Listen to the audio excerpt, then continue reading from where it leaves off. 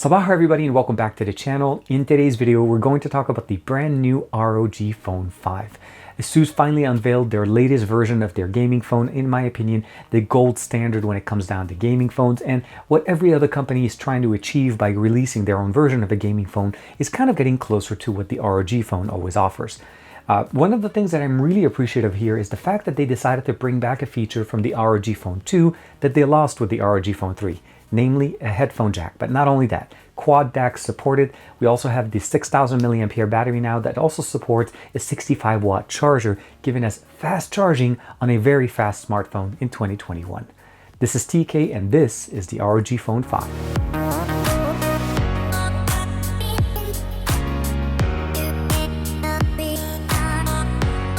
Like and subscribe and make sure you hit that bell icon so that you're always notified to whenever we have new videos on the channel. So this is the ROG Phone 5 package. There's going to be two different versions, or three versions in total. There's the standard ROG Phone 5, there's the ROG Phone 5 Pro, and then there's going to be the ROG Phone 5 Ultimate. So three different variants, although right now the first one's going to be releasing is this one, the ROG Phone 5.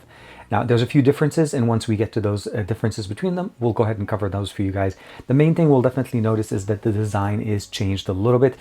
We have a slightly different casing here. This case actually is included in the box, which is very nice. Although, I personally recommend you guys picking up another case as this is not very protective. It's more for aesthetical looks. Now, the backing that we have here is entirely made out of glass. We also still have those LEDs that we've seen in the past. A front-facing camera that's present right there, all the way on the top right. Front-facing speakers that are basically the exact same balanced experience between the two. So the stereo speakers are louder than we've had them in the past, but not only that, they're also basically equal in volume, so you're not going to get any kind of distortion. They're basically the same, just one on the top, one on the bottom. When it comes down to the display, we have a 6.78 inch 1080p HDR10, HDR10 Plus supported, basically 144 hertz display. So it's a 1080p OLED panel, and it is running at 144 hertz, similar to what we saw last year. But we have a 300 hertz touch sampling rate here, so that it gives us very good touch response. As far as the actual brightness, indoors and maximum brightness is going to be roughly about 800 nits. Outdoors with daylight, of course, it's going to be up to 1200, giving us the ability of enjoying the entire UI elements that we have here. Again, as I mentioned to you guys, there's going to be three different variants of this. Now, all three will have the 6000 milliampere battery. And one thing to keep in mind here is that they're using two different batteries this time. They're using something that we've seen with the devices like Oppo in the past, when they split the battery so that they're able to charge it faster. And that's how we're doing it here with the 65 watt included charger in the box. You're able to charge it from 0 to almost 100% in roughly about 55 minutes or so. And that's actually ridiculously fast, considering that this is, again, a 6000 milliampere battery. As far as the RAM and configuration, here's the difference. The ROG Phone 5 will have 256 gigs of internal UFS 3.1 storage and 16 gigs of LPDDR5 RAM. So that's the standard model. And if you already think that's amazing, the Pro will also have 16 gigs, same as the standard model, but the Ultimate goes all the way up to 18 gigs of LPDDR5 RAM, as well as the fact that the Pro and the Ultimate will have a 512 gigs of internal storage with UFS 3.1. So fast storage. And again, depending on the configuration, even the base model, again, 16 gigs of RAM and 256 gigs of internal storage is already crazy enough. Now, this will support 5G in the US, something to keep in mind, but it is going to be sub-6 type of 5G, so no ultra-wideband, so just keep that in mind. So T-Mobile, AT&T, sub-6 is going to work perfectly fine. The display here works perfectly nicely, and as you saw here, the fingerprint sensor is present in there. We have obviously a front-facing camera. The display does have a little bit of a bump there. They're not trying to go with the full display. But the main benefit here, the UI element actually looks very nice. I have it running right now on standard mode, and of course we can jump into what they're configuring here essentially as the configuration system. I can jump into X mode, which we've had in the past, which overclocks the CPU, the GPU, and of course optimizes gameplay. We have the ability of customizing the LEDs here under the system lighting. The fan speed is also configurable, as we now have with the Aero Cooler 5, the ability of actually having a built-in fan on the back to cool the system, as well as air triggers or triggers to be able to actually configure them. Last but not least, we also still have a very nice little kickstand to be able to set it up in the back. And last, of course, is the additional headphone jack, so that when you're playing games, you have the ability of routing your USB-C cable from here, as well as the headphone jack to the bottom. So you don't have to rely on the bottom headphone jack or this USB-C connection. Keep in mind also that the side is normally covered. I removed the cover here, and you can see the pin connector for the dock.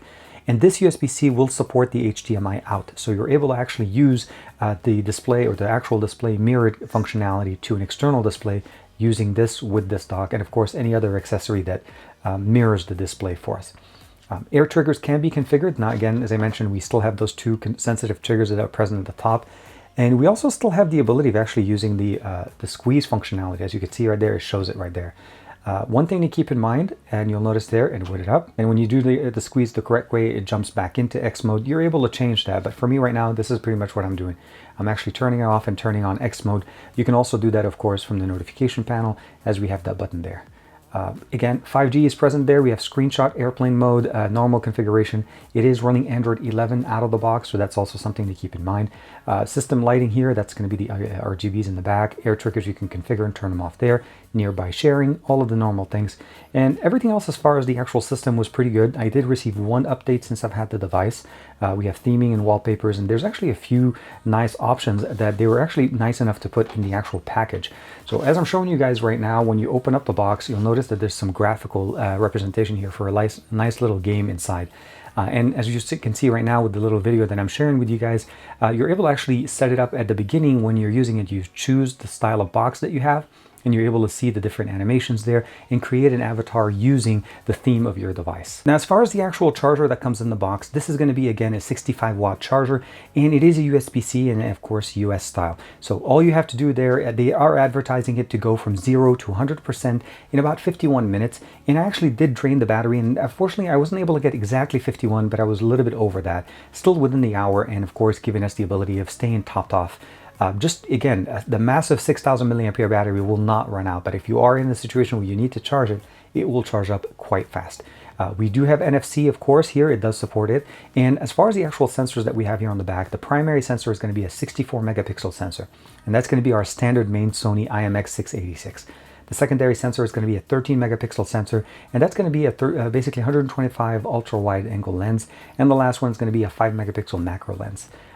Dual tone LED flash, of course, one of the microphones. And as far as the front, we have a 24 megapixel sensor. Now, when it comes down to the video side of it, we're going to be able to get 1080p 60 on the front facing camera and all the way up to 8K 30 frames per second on the back facing sensor with 4K 60 support, of course.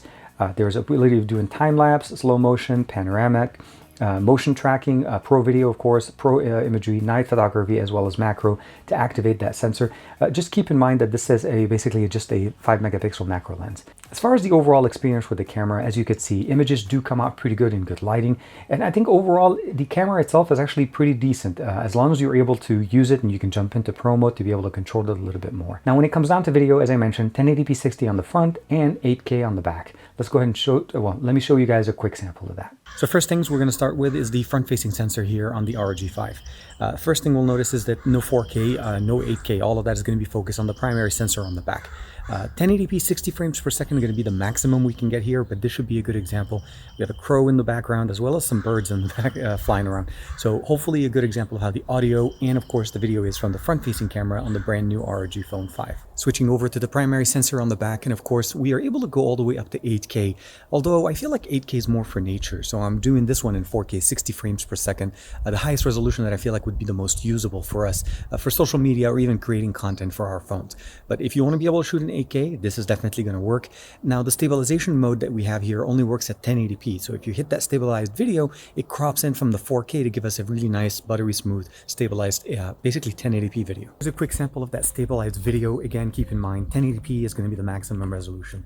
The reason why I'm walking is so that we can show that this is stabilized and handheld. And as you saw there, you have the ability of using standard video or even stabilized video. Since we're able to shoot all the way up to 8K, it actually does a decent job of stabilizing the video there. And with the quad mic setup that we have on the actual phone, it actually sounds pretty good. Let's go ahead and listen to those stereo speakers that are, again, equally balanced. So let's go ahead and play Jumbo by Alex Scrindo. I have the volume set to 100%. Let's dive in.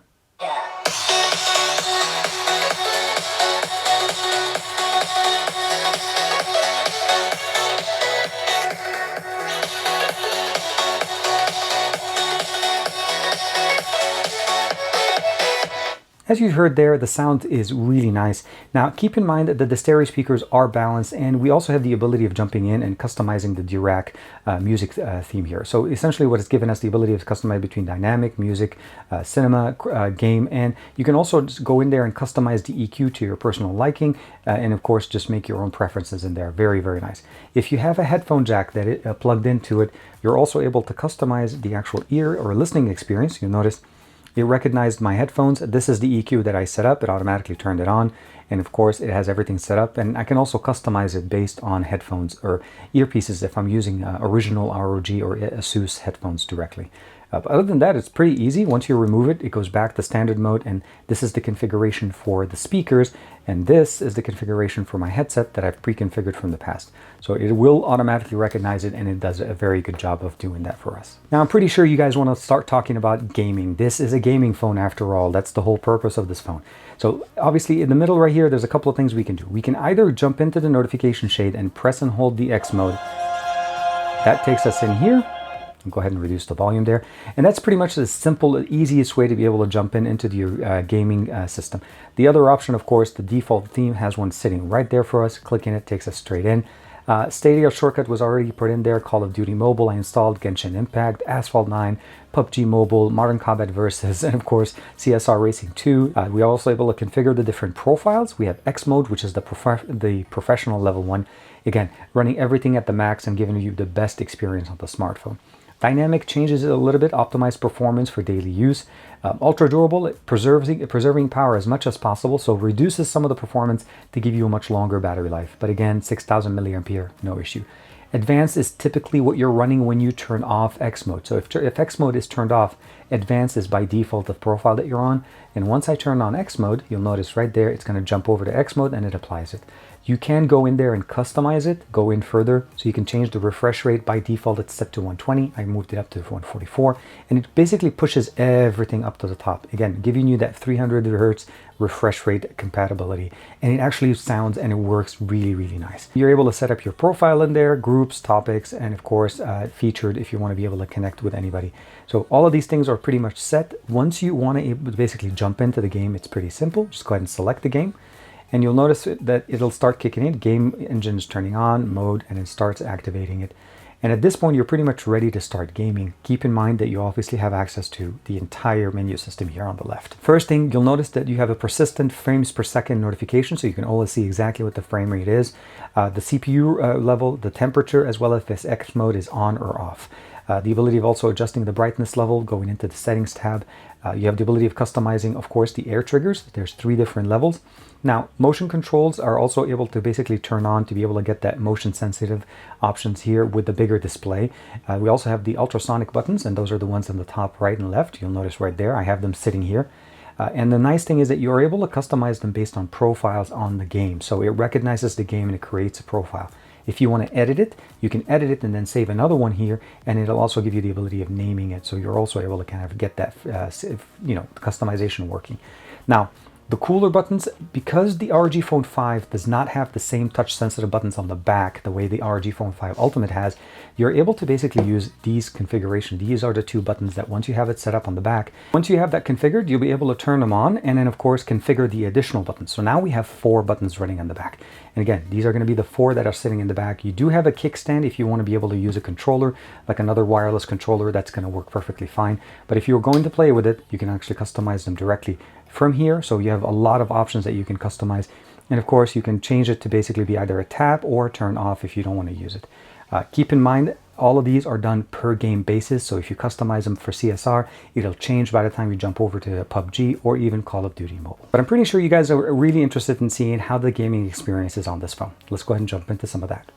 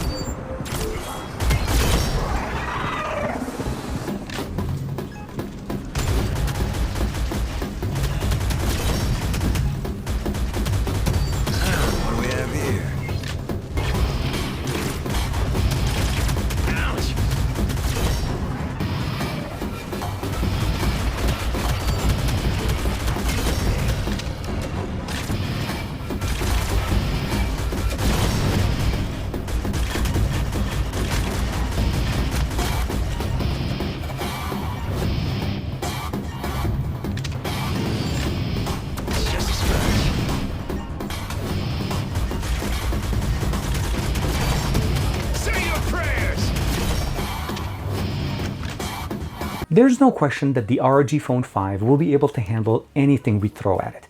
We have the latest processor, we have 16 gigs of internal RAM there, as well as 256 gigs of internal storage, a very fast 65-watt charger, a 6,000 milliampere battery. Literally every single point that a gamer or a person that's looking for being able to play on a phone for an extended amount of time is covered here.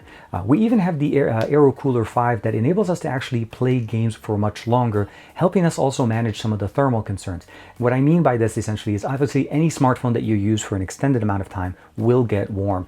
The ROG Phone 5 is no exception, and obviously the Aero Cooler helps us there to reduce the temperatures on the actual smartphone. So to help us manage it, and performance actually does become more consistent over time. Frame rates on this actually stayed pretty consistent. Now PUBG, I wasn't able to get anything more than 60 frames per second, and I think that's mostly because of the fact that this is a brand new phone. So keep in mind, as more developers optimize their devices to work on the ROG Phone 5, we'll start seeing more performance improvements there. Now Shadowgun Legends did give me the ability of playing the game at 144 Hz, which is actually very exciting. That's one of the things I really appreciated there. So again, depending on the game, you're gonna get a different kind of experience. But overall, I think the best experience that you're going to be able to get on a gaming phone to date will be on an ROG Phone 5, and maybe even better on an ROG Phone 5 Ultimate. Now, I don't have access to that one, but my buddy over on XDA does have one. His name is Michal, and he was able to basically put in his own review on there. I'll give you guys a link to that if you guys are interested to know more about the Ultimate version of the ROG Phone 5. Let me know in the comments below, what do you guys think of the ROG Phone 5? In my opinion, as an owner of the ROG Phone 5, well, the ROG Phone 2 for a long time, I feel like this is the evolutionary upgrade that I wanted to see last year with the ROG Phone 3. We didn't lose the headphone jack. Last year, I felt like that was some point of a change that I didn't think was necessary. Gaming on a smartphone should always have a headphone jack because of that zero latency. And of course, now supported with a quad DAC, optimizes and gives us the ability of enjoying music, as well as actually content on the smartphone in a very nice way. The speakers are great, the headphone jack is great, the battery life is extended and really nice, and of course the latest and greatest specs from ASUS, as well as Qualcomm. When it comes down to the cameras, I think the overall experience here is actually good. It's not going to be the best camera on the market, but I don't think this phone is trying to shoot for that. They're trying to be the best gaming phone there is, and for that they've achieved it with the base model, which is the ROG Phone 5. Again, the ROG Phone 5 Pro as well as the Ultimate are going to give you even more. I'm talking about actually having a small display on the back of the phone, having trigger control on the back of the actual smartphone itself, and much more. On top of the fact, going all the way up to 16 gigs of RAM and 512 internal storage. So again, this device screams speed. Let me know what do you guys think. Like and subscribe as usual. Thank you very much for the support. And of course, I'll see you guys in the next one.